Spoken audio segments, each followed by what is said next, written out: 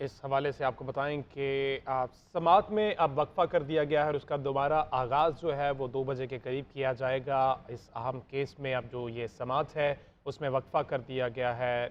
नमाज के बाद 2 बजे समाअत होगी। पंजाब और खैबर पख्तूनख्वा में इंतखाबात के इल्तवा के हवाले से केस में तश्कील करदा नया बेंच भी तहलील हो गया है और इस केस में अब वक्फा कर दिया गया है। अदालती अमले के मुताबिक नमाज के बाद 2 बजे इस समाअत का दोबारा से आगाज़ किया जाएगा। और आपको बताएं कि जस्टिस जमाल मंदोखेल बेंच से अलहदा हो गए। जस्टिस जमाल मंदोखेल ने मौक़िफ़ इख्तियार किया कि जो भी हुआ मेरी मुशावरत से नहीं हुआ। आपको अपडेट कर रहे हैं। पंजाब और खैबर पख्तूनख्वा असम्बलियों के इंतखाबात मुलतवी करने के खिलाफ केस की समाअत करने वाले 4 रुकनी बेंच में शामिल जस्टिस जमाल मंदोखेल ने भी केस सुनने से माजरत कर ली है। जस्टिस जमाल मंदोखेल की माजरत के बाद बेंच एक बार फिर टूट गया और गुज़िश्ता रोज़ भी 5 रुकनी बेंच में शामिल जस्टिस हमीदुद्दीन बेंच से अलहदा हो गए थे, जिसके बाद आज बाकी जजेस पर मुश्तमिल बेंच ने केस की समाअत करना थी। आज अब चीफ जस्टिस पाकिस्तान की सरबराही में 4 रुकनी बेंच समाअत के लिए पहुंचा तो जस्टिस एजाजुल एहसन, जस्टिस मुनीब अख्तर और जस्टिस जमाल मंदोखेल उसमें शामिल थे। इसी हवाले से हमें ज्वाइन किया यासीन रज़ाक साहब ने। सर बहुत शुक्रिया आपके वक्त का। यासीन साहब क्या देख रहे हैं अब ये जो वक्फा किया गया, इस वक्फे के दौरान कुछ लग रहा है कि इस बेंच में कोई तब्दीली आएगी या ये 3 रुकनी बेंच ही इस समाअत को कंटिन्यू करेगा? मुझे तो ये लगता है कि शायद ये 3 रुकनी बेंच ही कंटिन्यू करे, क्योंकि अगर आप किसी नए जज को बीच में लेके आते हैं ना, केस चला जाएगा री हियरिंग पे। तो वो बात तो अपनी जगह पे है। और दूसरी जो सूरत हाल है, मैं तो आपके प्रोग्राम के हवाले से सिर्फ इतनी बात कहना चाहता हूँ कि ऑनरेबल सुप्रीम कोर्ट के चीफ जस्टिस साहब का ये जिम्मेदारी बनती है कि जो इदारा है उसकी साख को बचाएं।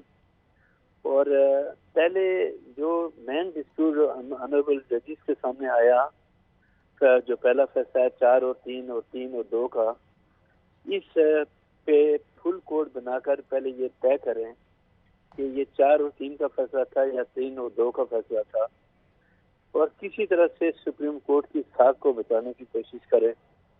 चूँकि हमारा ये इदारा जो पूरे पाकिस्तान के लोगों को इंसाफ फराहम करने वाला इदारा है, अगर उसके दरमियान अंदर इतना बुरी तरह का डिस्प्यूट सामने आ जाए तो इससे इदारे की साख भी बुरी तरह से मजरूह हो रही है और हम तमाशा बनते हुए जा रहे हैं।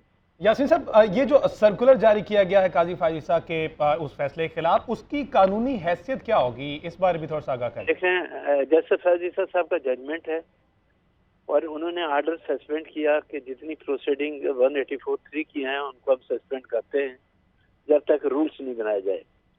मेरे 45 साल की वकालत में मेरे लिए एक नया मामला है कि ऑनरेबल सुप्रीम कोर्ट के जज साहब ऑनरेबल सुप्रीम कोर्ट के जज के जजमेंट को सर्कुलर के जरिए मुस्तरद करते हैं। ये मेरे लिए बहुत बड़ा तकलीफ है, क्योंकि ऐसा होता नहीं है और होना भी नहीं चाहिए। कोर्ट का जजमेंट है, जजमेंट आप ये नहीं कर सकते जजमेंट है नहीं है, वो जजमेंट है। और 3 रुकनी बेंच में मेजॉरिटी जजमेंट है 2 का। तो ऐसी सूरत हाल में इस तरह का सर्कुलर सुप्रीम कोर्ट की तरफ से जारी होना मेरे ख्याल में, फिर मैं वही जुमला दोहराता हूँ कि इदारे के लिए काफ़ी नुकसानदेह है। और पहले हमारे मुल्क में माशी बहरान था, सियासी बहरान था, अब जो आइनी बहरान पैदा हो गया, इस आइनी बहरान के पैदा होने के बाद आप मुझे सिंपल बात बता दें कि बाकी बचता क्या है। तो मैं ये कहता हूँ कि आप कानून और आइन के मुताबिक चलें, अना की जंग को छोड़ दें, चाहे वो सियासतदान हो, अदलिया हो या कोई और हो। अपनी अना को जंग छोड़ें और पाकिस्तान के इस्तेकाम की बात करें, पाकिस्तान की सालमियत की बात करें। आप इनके इन फैसलों से दुनिया हमारा मजाक उड़ाती है, और ये मजाक जब उड़ाएंगे तो पाकिस्तान की जो डिग्निटी है वो बुरी तरह मजरूह होती है। तो मैं अपील करता हूँ कि खुदारा इस मुल्क पे रहम करें और हालात को बेहतर बनाने की कोशिश करें। यासीन साहब, जैसा कि आपने कहा कि अना की जंग है और साथ साथ ये भी कहा कि आइन को पामाल किया जा रहा है, तो चीफ जस्टिस के अगर ये 3 रुकनी बेंच फैसला देता है तो ये भी कुछ खबरें आ रही हैं कि अटॉर्नी जनरल इसको चैलेंज करेंगे, ये फैसला मानने से इनकार करेंगे। इसके बारे में बता कीजिएगा कि अटॉर्नी जनरल के पास इख्तियारात हैं कि चीफ जस्टिस के फैसले को चैलेंज कर ले। देखिए ना, इस वक्त जो सूरत हाल है, ऑनरेबल सुप्रीम कोर्ट ने खुद कह दिया कि 3 जजों का जो जजमेंट है हम उसको मुस्तरद करते हैं। ठीक है सर, अब आप जो फैसला देंगे वो 3 का ही देंगे। तो 3-3 जज का हो गया ना। अब इस सूरत से सुप्रीम कोर्ट के मामला मजीद खराब होंगे, बेहतर नहीं होंगे।